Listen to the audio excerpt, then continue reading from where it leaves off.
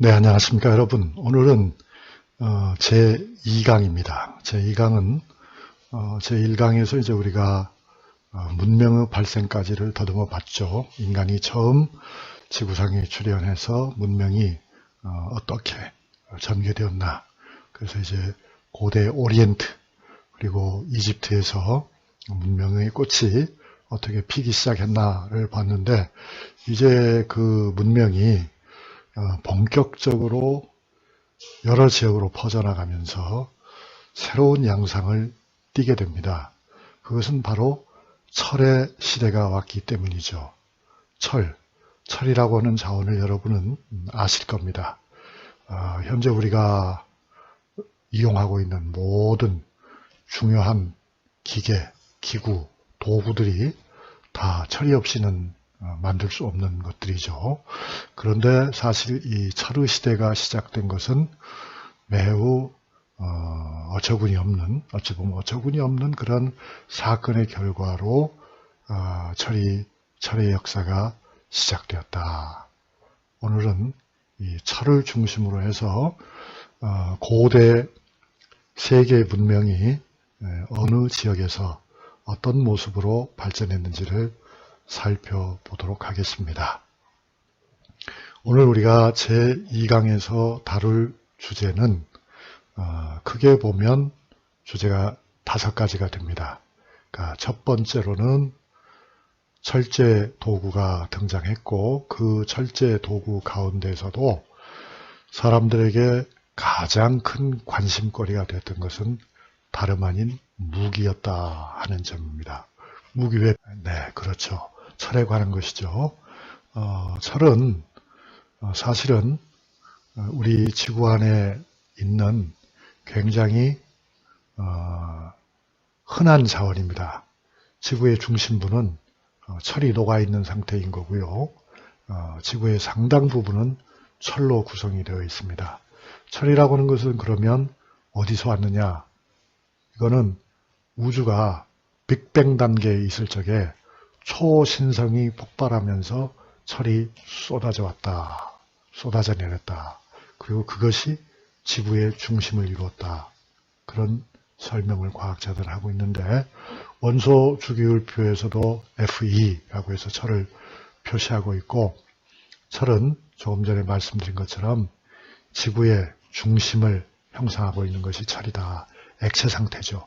그래서 그 지구의 중심에 있는 철이 겉으로 표면으로 뿜어져 나오기 때문에 사실 철 자원은 대단히 흔한 자원이라고 볼 수 있고요.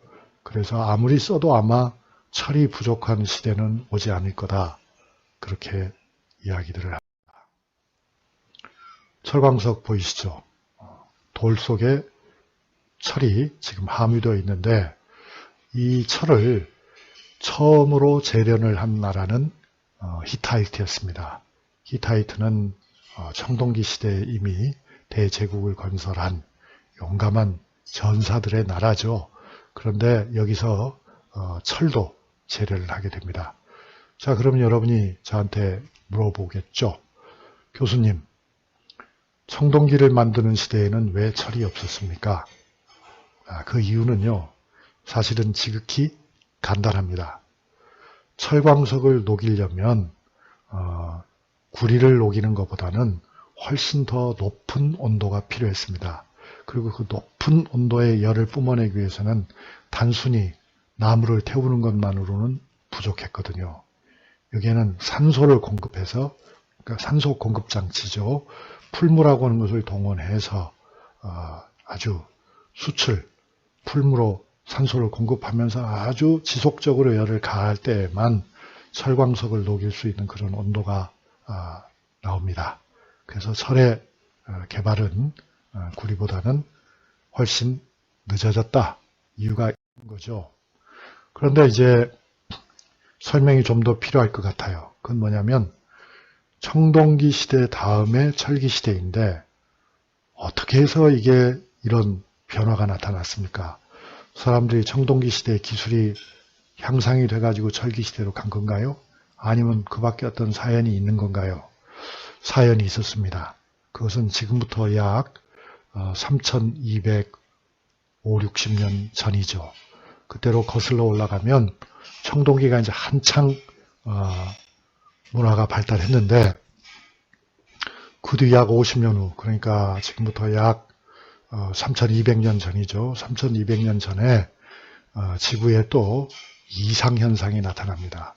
지진이 일어나고 대규모로 화산이 폭발하고 그로 인해서 농사가 안 되고 가뭄이 들고 흉년이 들고 곡식의 가격이 올라가고 사람들이 먹이를 찾아서 식량을 찾아서 어디론가 떠나가고 가족이 뿔뿔이 헤어지고 이러한 말하자면 대혼란 상황이 지중해 일대에 일어나게 됐습니다. 지중해에서 일어났던 일입니다.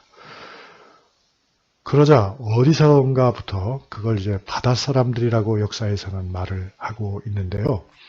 정체를 잘 알 수 없는 사람들이 나타나가지고 문명의 중심부를 강타해서 노략질을 하게 됩니다. 그러니까 사회가 극도로 혼란해진 거죠. 이렇게 극도로 혼란해지면서 교역망이 끊깁니다. 교역망이 끊기니까 어떤 일이 생깁니까? 전 시간에 얘기한 것처럼 청동기를 만들기 위해서는 구리에다가 주석을 섞어야 됩니다. 그런데 주석은 아무데나 구할 수가 없죠.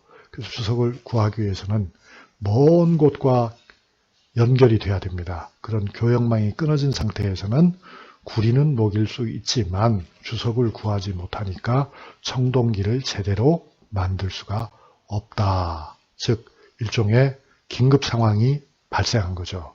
이런 긴급 상황을 해결하려고 하는 일부 숭어업자들의 노력이 성공을 거둡니다. 그것이 바로 아까 말씀드린 것처럼 용융점을 올릴 수 있게 된 거죠. 석탄이 아니죠. 목재 그 연료죠. 그게 이제 가장 좋은 연료는 수치죠, 물론. 수칠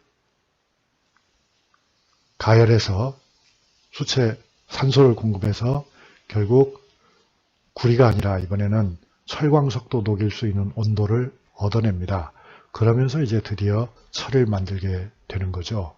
이 철은 물론 처음에 만든 철은 지금의 철처럼 튼튼하지는 않았습니다.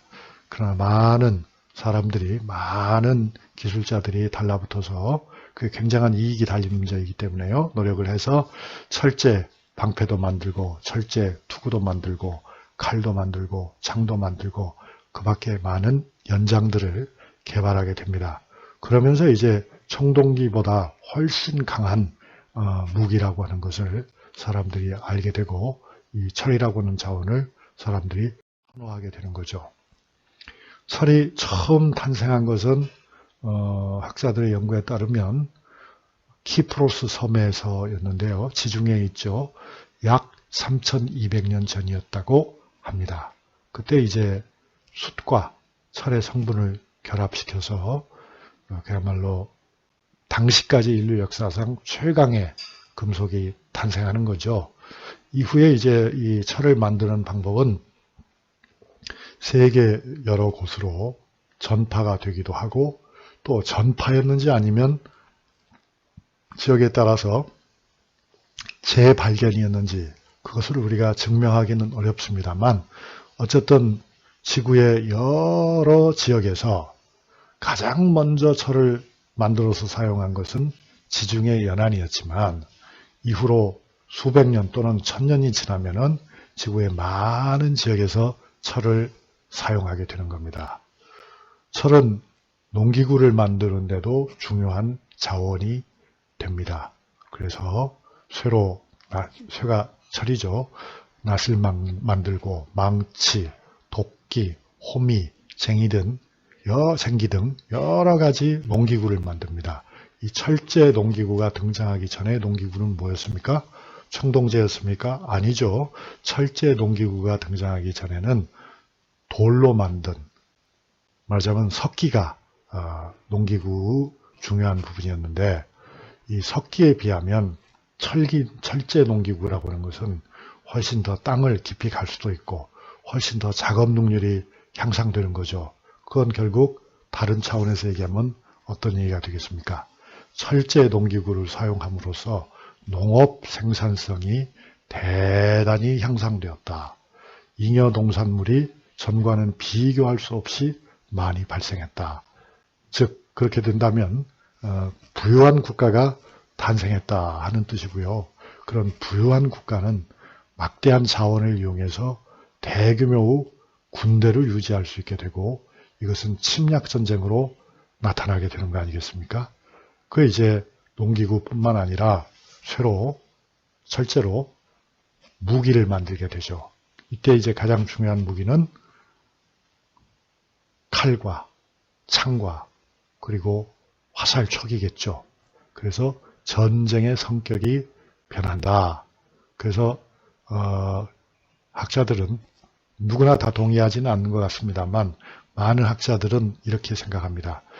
청동제 무기를 쓰고 전쟁을 할 때에는 그 청동제 무기, 청동무기를 가진 사람은 소수의 족장을 비롯해서 아주 그야말로 그 사회의 엘리트들만이 소수의 청동제 무기를 소유했습니다. 그러나 철은 청동보다 훨씬 구하기가 쉽고 철은 또 낡으면은 그걸 다시 녹여가지고 또 철기로 만들 수 있잖아요. 그래서 그렇게 큰 재산을 갖지 않은 사람들도 일반 소농민들도 소상인들도 결국 철제 무기를 소유하게 됩니다. 청동제 농기구라는 것은 존재도 하지 않았지만 철제 농기구는 일반 평민들도 사용하게 된 것과 같은 맥락이죠. 그래서 결국 무기를 소유한 계층이 청동기 시대에는 극소수였다고 할 것 같으면 철기 시대가 되면은 대중화가 되는 거죠. 그래서 이제 어떤 사람은 철기 시대에 도달해서 결국 고대 시민사회가 만들었다라고 주장을 하는데 좀 과장된 점도 있긴 있습니다만 또 그렇게 볼 수도 있겠어요. 왜냐하면 이따가 나중에 설명하지만 고대 그리스 아테네라든가 스파르타라든가 많은 도시국가에서도 일반 시민들이 무기를 소지했고 또 그들이 결국 정치적으로도 상당한 발언권을 행사하지 않았습니까? 그래서 오늘날의 시민사회하고는 구별이 되지만 고대의 청동기 시대의 계급사회에 비한다면 신분 간의 간격이 많이 허물어졌다. 그래서 평민들이 상층 신분으로 올라갈 수 있는 기회가 커졌다. 기회가 많아졌다. 이렇게 볼 수도 있겠죠. 오른쪽에 있는 사진은 이것은 이제 후대의 아마 17세기 사진인 것 같은데 17세기의 중국의 책에 나오는 도판을 가져온 것 같습니다만 쇠를 녹여서 철제 제품을 만드는 과정을 그림으로 설명한 것입니다. 설명한 것처럼 앞에서 말씀드린 것처럼 왼쪽에는 뭐 같습니까? 철제 농기구들이죠. 오른쪽에는 무엇입니까? 무기들이죠. 그래서 철제 농기구들을 보면 물론 농기구의 일부는 무기로 활용될 수도 있죠. 가령 망치라든가 낫이라든가 이런 건 무기로도 쓸 수가 있는 거죠. 그렇지만 이렇게 철제 농기구도 다량으로 생산이 됩니다. 이제 주로는 칼이라든가 집게라든가 집게라든가 도끼라든가 망치 뭐 이런 거죠. 그 가운데는 창도 좀 들어있는 것 같습니다. 그건 무기지 농기구는 아니죠. 그러나 이제 그 창 모양이지만 좀 더 끝을 넓게 하면 그게 이제 호미도 될 수 있고 또 흙을 파서 엎는 가래로 사용할 수도 있는 거죠. 왼쪽은 그랬고요. 오른쪽을 보시면 오른쪽에는 확실히 무기들이죠. 이게 무기로 사용하는 도끼나 또 낫이나 칼이나 창 끝입니다. 그러니까 이런 무기들이 저렴하게 생산이 돼가지고 일반 사람들이 이런 무기를 휴대하게 되면 전쟁의 규모가 달라지는 건 분명한 사실이죠. 그래서 이제 철기 시대가 되면서 전쟁이 훨씬 더 격렬해지고 그 전쟁의 결과 넓은 영토를 점령하는 지배하는 제국이 형성이 된다 하는 것이죠.